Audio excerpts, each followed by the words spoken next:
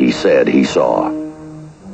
These are unidentified flying objects that people say they are seeing now.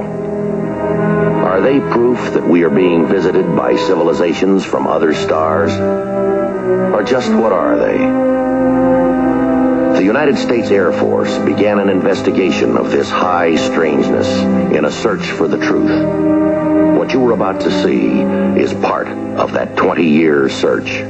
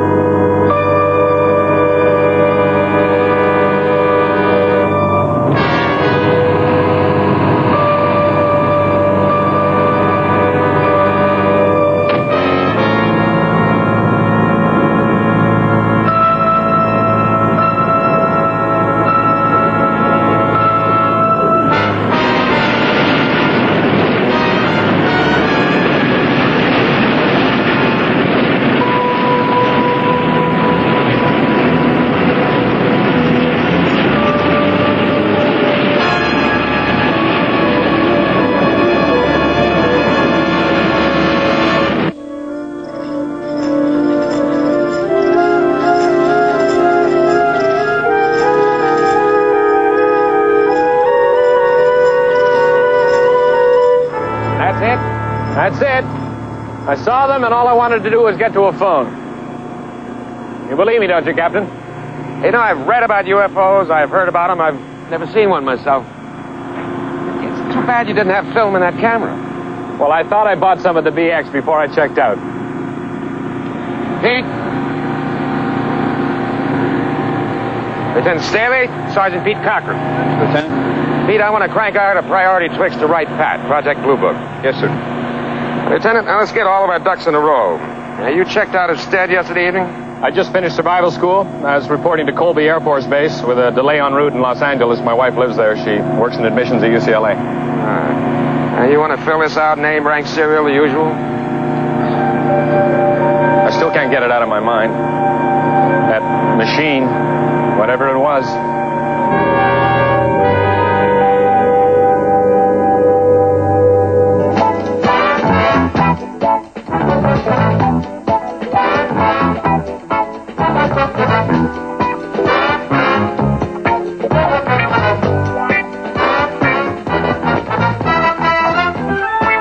It's 1, 2, 3. 1, 2, 3. Make a move. Sergeant, you're not relaxed. I'm not. Now pay attention. You count 1, 2, 3. Over and out. Heaven will have to wait, Sergeant. Story of my life, Major. Wendy, this is Major Gatlin. He's my, I work for Harry, Wendy, and we have an emergency on our hands. Oh, Harry, you were just getting on to it. We're hitching a ride to Colby Air Force Base. Leaves right pat in 40 minutes. You've got such natural ability. I've never danced with anyone like you. Right, nice of you, ma'am. Thank you.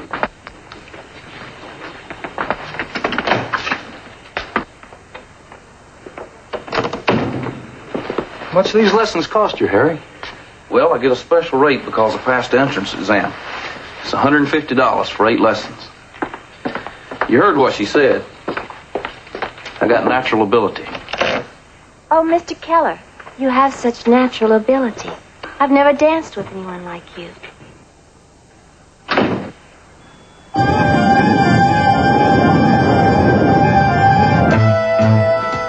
Does Lieutenant Staley's 201 tell us anything? Went to Stanford, ROTC program, communications major. Graduated with honors, called to active duty upon graduation. Regular commission? No, reserve. Goes off active duty in July. Jet qualified.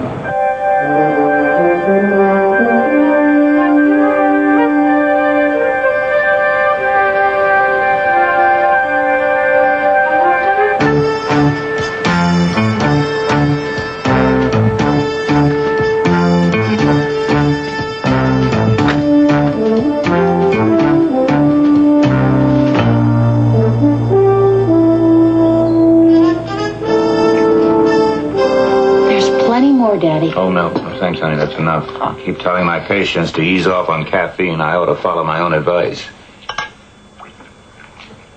You know, when I was in the Air Corps, 9:30 hours meant just that. Well, I hope they get here. I'd like to get this thing cleared up. Project Bluebook. Any bets?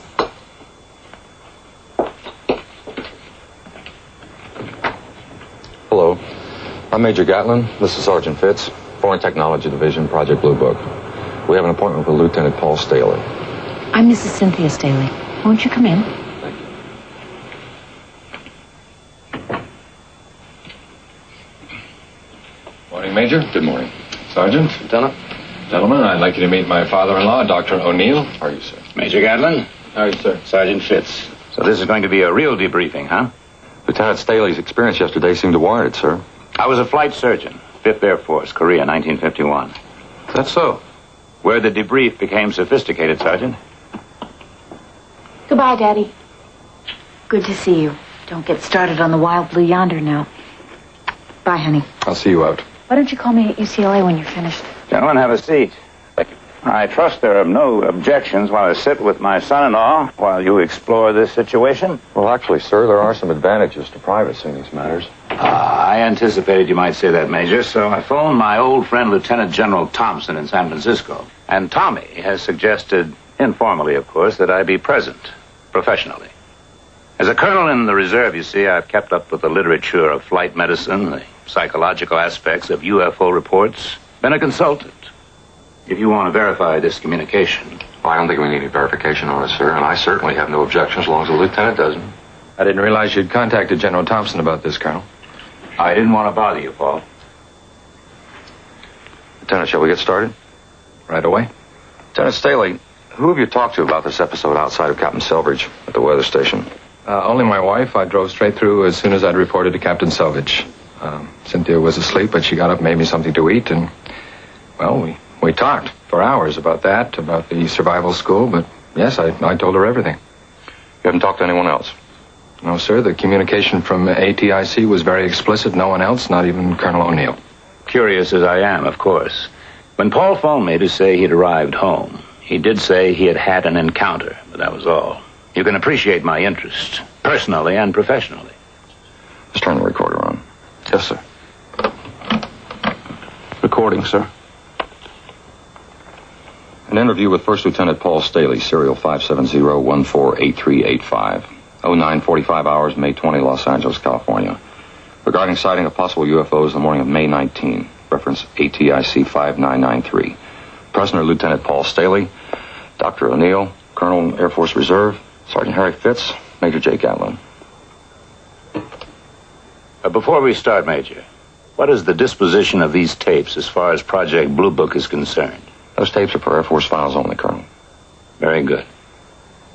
Lieutenant, the Gold Bar teletype stated you checked out of Stead immediately after your group had completed its survival course. Is that correct? Yes, sir. I was in a hurry to check out and get home. I don't know what the others did. I figured there's no point in sticking around. I had a car. I figured I could stop by the side of the road any time if I got tired, so I packed my bags.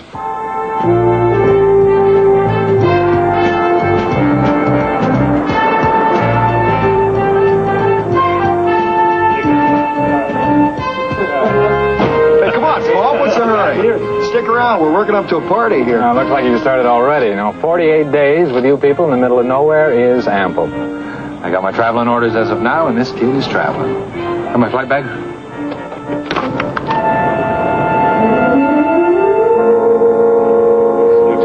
Major Burnham strongly recommends that all the men who graduated with him drink to their outstanding record of less than 8% washouts.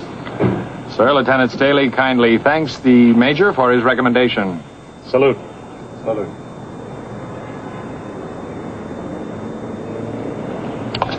See y'all somewhere, you guys. If I can survive this course and this bunch, I can survive anything. Nice guy. And a bright guy. Why would he want to be a civilian?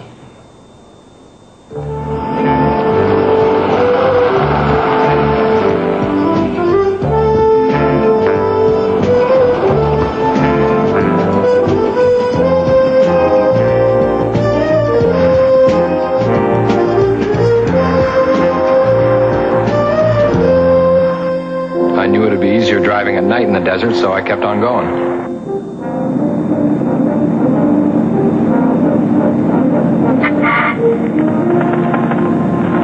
But it finally caught up with me, I guess. Road hypnosis or just being tired. And with that, we bring a close to our evening's broadcast. KKAC, signing off at 3 a.m. Mountain Standard Time.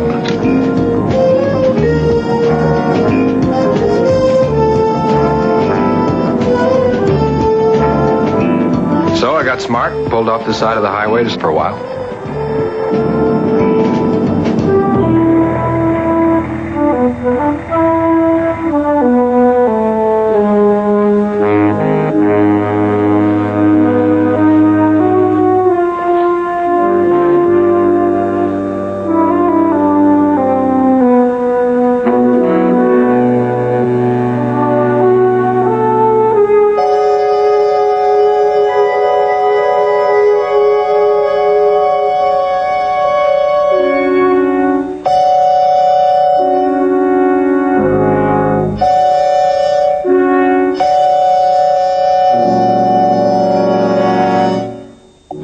Up about 06:25, I checked my watch.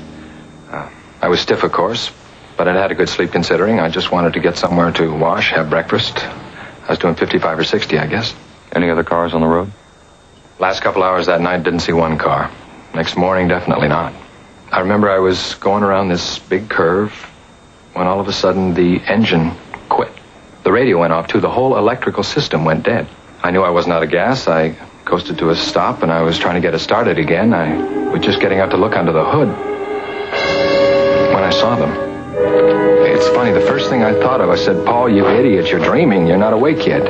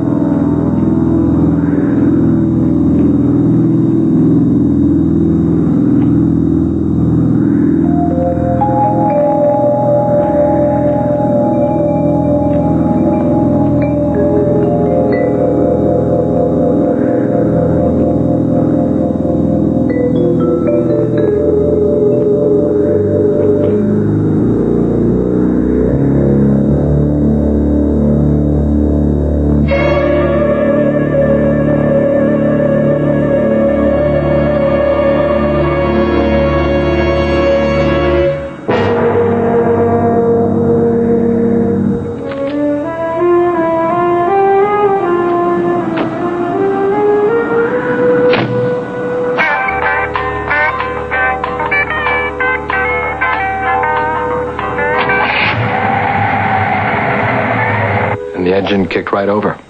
It was weird. I don't understand it. Well, you gentlemen know the rest. There's nothing more I can tell you. We'd like you to try and draw or sketch the machines you saw, if you would, sir. Gentlemen, I'm doing surgery in an hour. Major, I appreciate your allowing me to sit in. I assure you I'll keep it completely confidential. Paul, would you walk me to my car? All right, Major? Certainly, sir. Sergeant? Sir, there's coffee in the kitchen. Help yourselves. Thank you very much. Real nice apartment. Sure is. How do you want yours? Black, thanks. Interesting. Mage, take a look at this.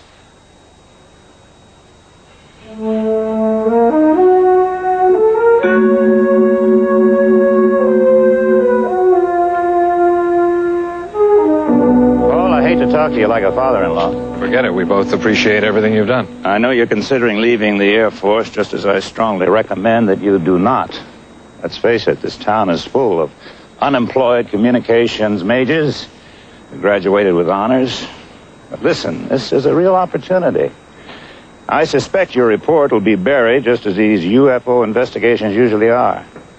And I'm not ready to present my opinion on your experience, at least not yet. But you're going to be the center of Air Force attention for the next few weeks. First Lieutenant Paul Staley will be a name everybody will know. Capitalize on it. Cooperate. Colonel, what happened to me really happened. And I'm going to tell it like it is.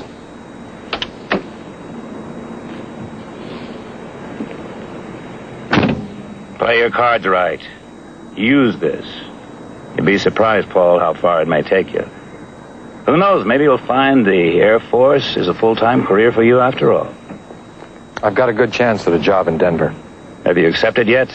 No, sir. Don't. I have to let them know pretty soon. Maybe you owe Cynthia a little more security than a civilian job could give her. Did you ever think about that, Paul?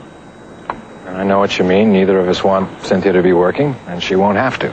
But look, first, I'm reporting what I saw, no more and no less. And second, a great many people have seen UFOs, and what good has it done them? Why do you suppose they'd fly a major out here? Why clamp this lid of secrecy on you? Paul, I've been following UFOs since it was called the Air Corps, and pilots call those funny things out in space Foo Fighters. But you're something special, a qualified Air Force pilot who claims to have established contact with UFOs on the ground. Do you realize that? You're unique, Lieutenant.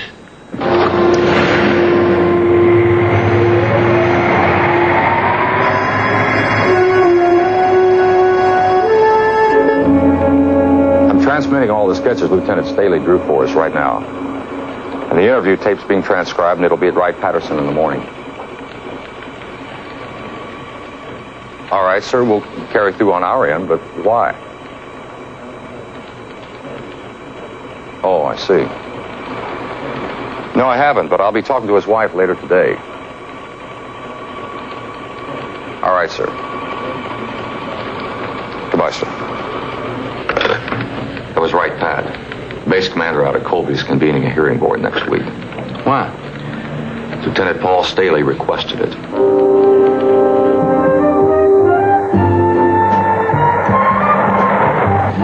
These sketches Staley made, anything strike you wrong about them? Nothing that's wrong, like a zillion others we've seen. How come the top view? You lost me, Major. Lieutenant Staley was specific. He walked up close to within 50 yards, he said. Then they flew directly over his head. Staley didn't give us any view of the undersides of the machines. No, sir, he didn't. How did he know what they looked like from the top?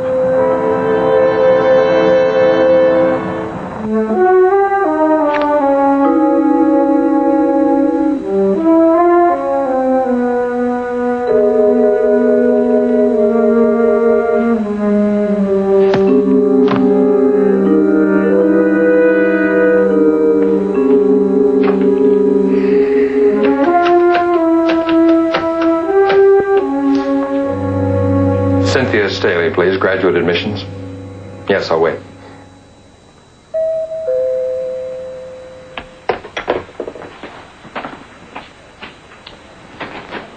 Yes. Lieutenant Paul Staley, please. I'm Lieutenant Staley. Personal and urgent, sir. You sign here, please.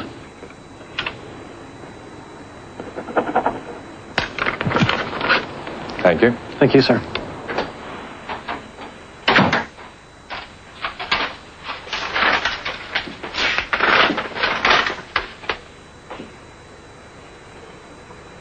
Good.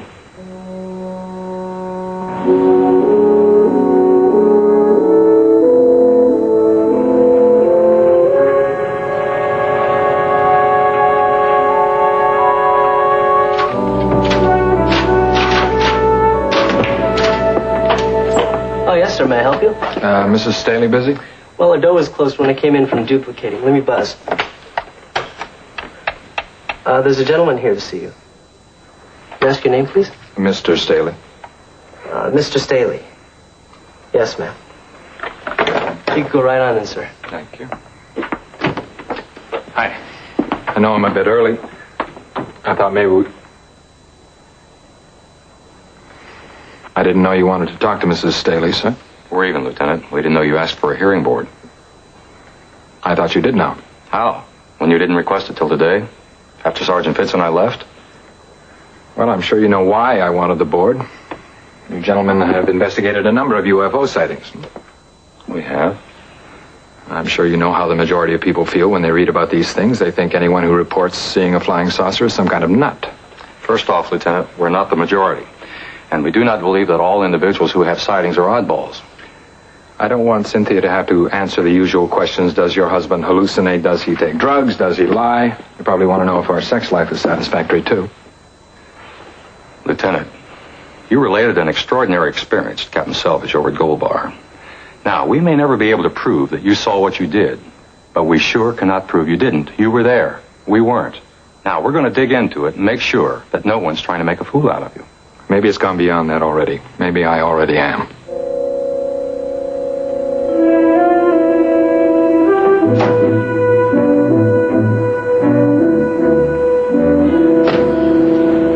We're early. We'll have to wait at the bar for our table. I could use something tall and cool. We'll be there in time. That hearing board you talked about in my office this afternoon? Mm-hmm. What's that all about? I want the Air Force to understand that I really saw those machines. And the hearing board makes it official? Only that I'll be on the record more officially than I am now. This thing has really gotten to you, hasn't it? You didn't see what I saw, Cynthia. I doubt if anyone will ever really believe me, but I'm sure as hell going to try. Well, what if they don't? You don't believe me, do you? Is it important to you that I believe you? It's always the way with us, isn't it, Cynthia? Your father says it's fine with you. But if I have a problem, as long as the two of you work it out to your satisfaction, everything is okay. Why do we always have to go through this, Paul? Why? I mean, it's no secret that you've always resented Daddy. That's not true. I have a great deal of respect for him. I just wish he would let us lead our own lives. I think he does. I don't. Okay, what's next? You pack up and move to a hotel again like you did 3 months ago? No, not this time, Cynthia. Look, let's not talk about it anymore, okay? Let's just be grateful that we've got some extra time to spend together tonight, okay?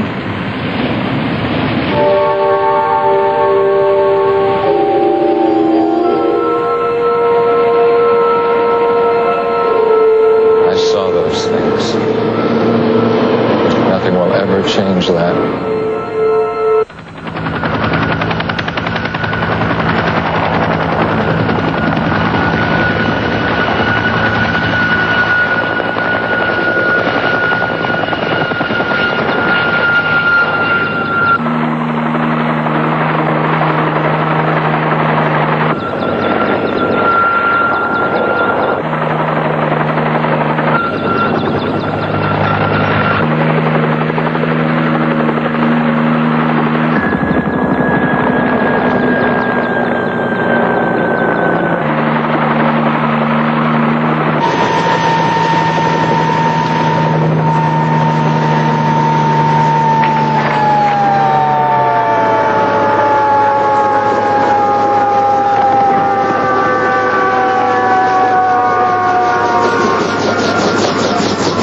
this is it.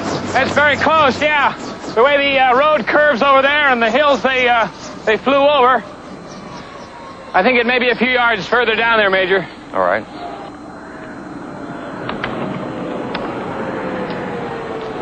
Did you mark anything or leave a pile of rocks or anything to mark the sighting? Major, I've never been instructed on what to do in case I ran into a UFO squadron. And I didn't take any pictures either. I already told you that. I couldn't. There. They were sitting right there.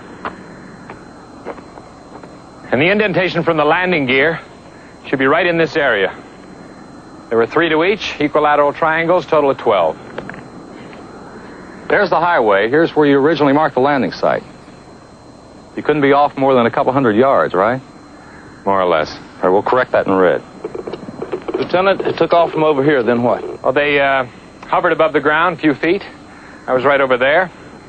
And then they lifted off to about 25 feet and went in formation right over those hills. Right into the sun, which would be 0630 or 0700. That's correct. What was the undercarriage configuration, sir, since it flew over you? Well, the glare was so bright I couldn't make out any detail.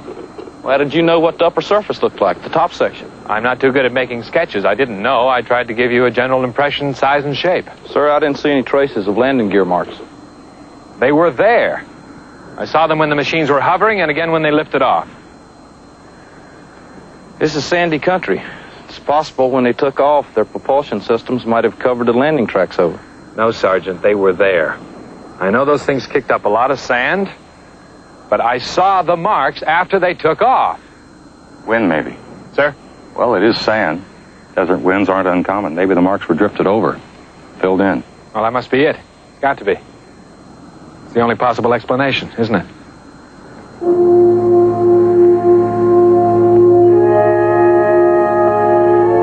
Yeah, I know. No physical evidence. No fuel residue, no piece of hardware, nothing. How am I ever going to prove this? What more can I tell you? He completed the course in excellent physical condition, mentally alert.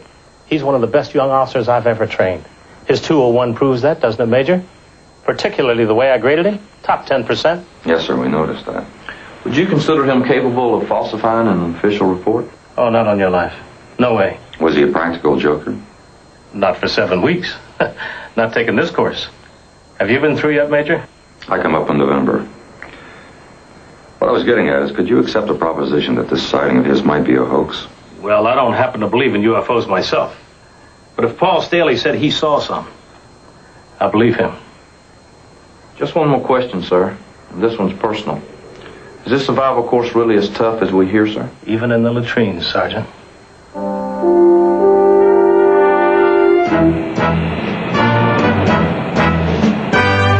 Psychological tests. Complete exposure of your background file, which, as you know, is strictly your business in the military complex. Yes, sir, I've considered all that. All right. Here's the list of the people on your hearing board. Any objections? There's possibly one name. Dr. O'Neill. Yes, sir, he's my father-in-law. We know that. Well, do you consider that proper? You tell us. Well, if his presence will in any way affect the outcome of the hearing, no, sir, I don't consider it proper. Well, we've never made use of Dr. O'Neill's expertise here on this base, but his name came up in normal rotation, and he comes to us highly recommended. But I repeat, if you have any objections, we'll replace him. No, sir. If you have none, then I have none. Any other names on the list? No, sir, I don't know anybody else. Fine. The hearing will be convened at 1400 hours on the 27th. Yes, sir.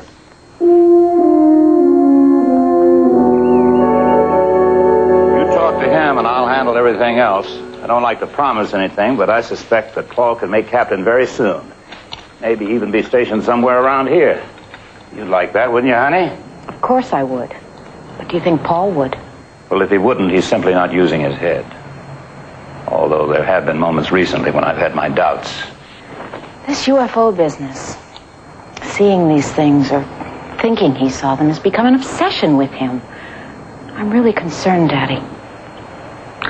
Cynthia, your mother never knew how to appreciate the good things that we finally acquired. But you do. I want so much for you. You're entitled. You deserve the best. And that very definitely includes a sensible husband with the means to give you lifetime security. Paul could accomplish all that with a well-planned military career. I love you, Daddy. You're so good to me. I love you, honey. And I'm thankful you're not trying to talk him out of the service. No. I think he's doing a pretty good job of that himself. You let me handle it. Handle what, me again? I thought we had that out the other night. Adequately enough, I guess. What's new, Paul? I thought you might tell me. I don't know that I understand that. The hearing board. Oh, that. Yes, Well, I meant to tell you when the notification came and just slipped my mind. Well, I didn't mean to push it. I'm sure you both know how important the hearing is to me. To all of us, Paul. I wouldn't want to trace it anything that smacked of dishonesty. Paul, you know Daddy better than that. I'm sorry. Well, anyway, I have some good news. I talked to Denver today, and I have that job at KKAC as a news reporter if I can be there by August the 1st, and I can. It's just about the time when you have to extend your tour of active duty, isn't it? It was, but I already told them thanks, but no thanks. I've done my 7 years. I want to be a civilian. You're making a mistake. Well, I don't think so. If Cynthia will have me, I'd like to spend more of my life with her. Well, I can't say I blame you for that. Well, I'm glad we're all agreed then. Why not? It's your life.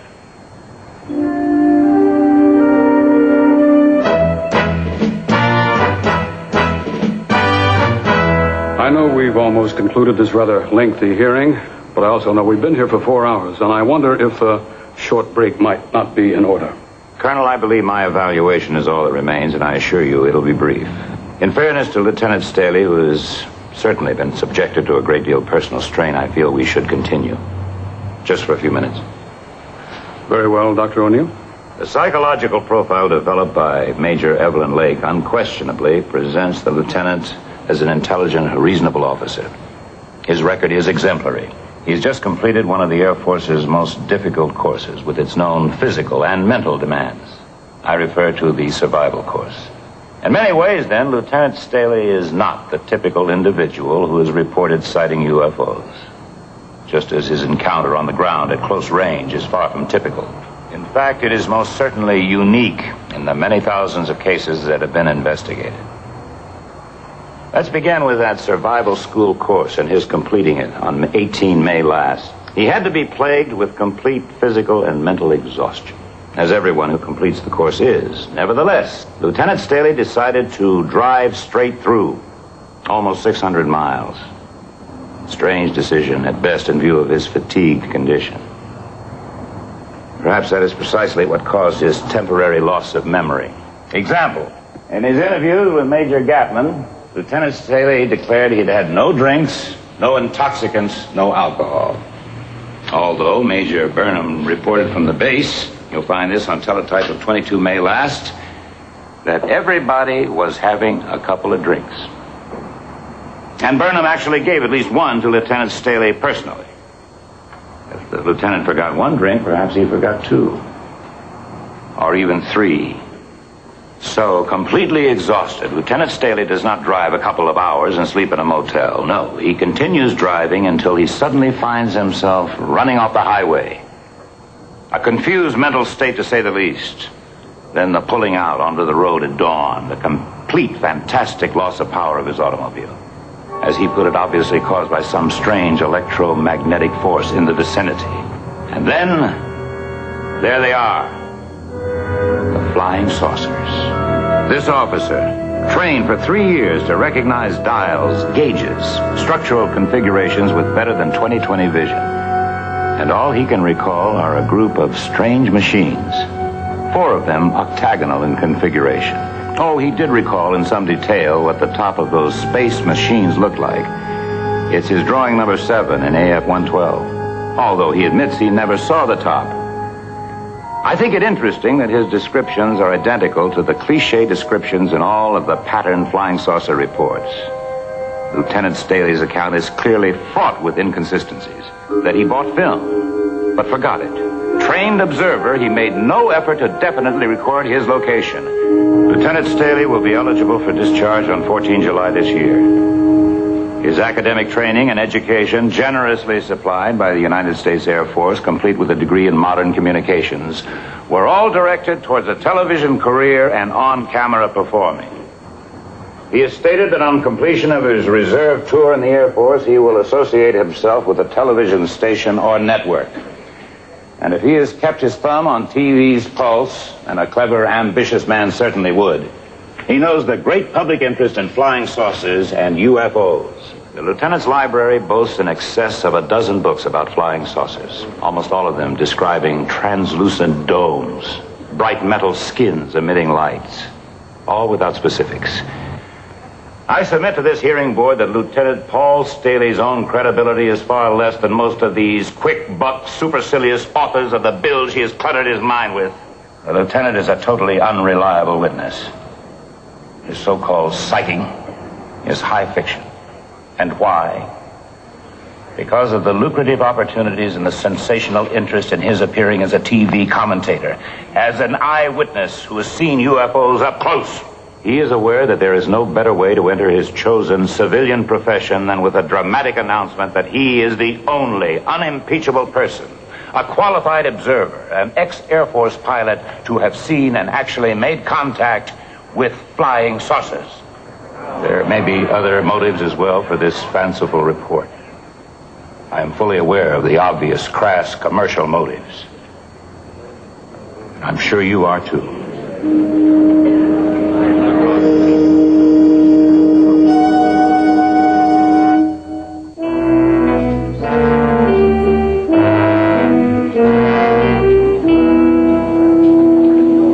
Where you been, sir?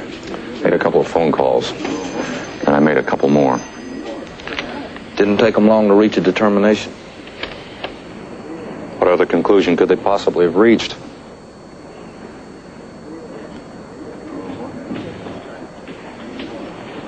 Little going away present from your father?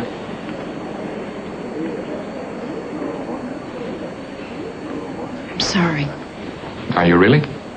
Paul, how am I supposed to take that? How do you want to take that? What's all this business about Daddy? He couldn't have had anything to do with the outcome.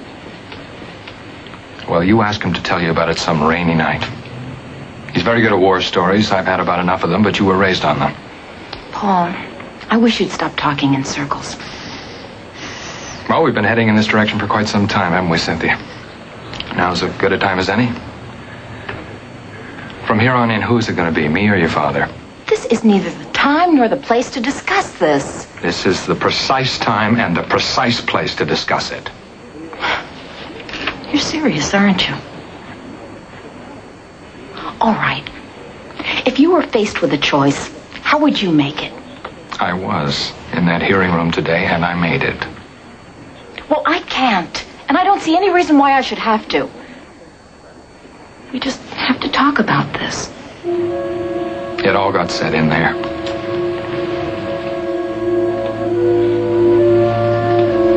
Goodbye, Cynthia.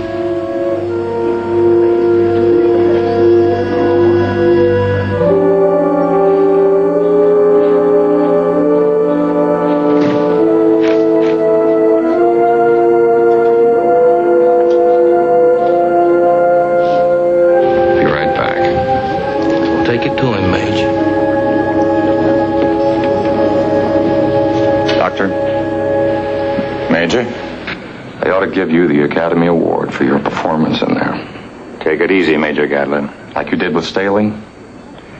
You've got about as much objectivity as a shark with an empty stomach. Easy, Major. I've been involved in this project for a number of years, and I've never witnessed a more thorough job of character assassination. Now, maybe you don't think it's important to people who have these sightings, but we do. Some of them tell us they've seen what they believe are unidentified flying objects. That's what put us in business. To try to identify. You know the ground rules of Bluebook as well as I do. Now, I don't know what your reasons were for that travesty in there, but I do know that you've slapped a label on one young man he's going to wear the rest of his life. 6 Air Force officers of high rank made this determination, Major, and it stands. We believe Lieutenant Staley tried to perpetuate a hoax, a pure hoax. And you're right, I know my Bluebook history.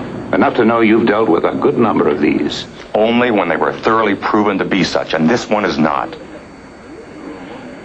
I'll tell you, O'Neill, we're going to dig into this and we'll pull up an answer or two as to what motivated you today. And in the meantime, the Air Force won't be needing your services anymore in this field.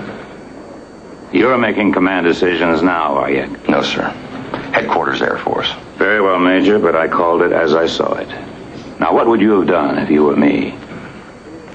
Can I wait a while before I'm you?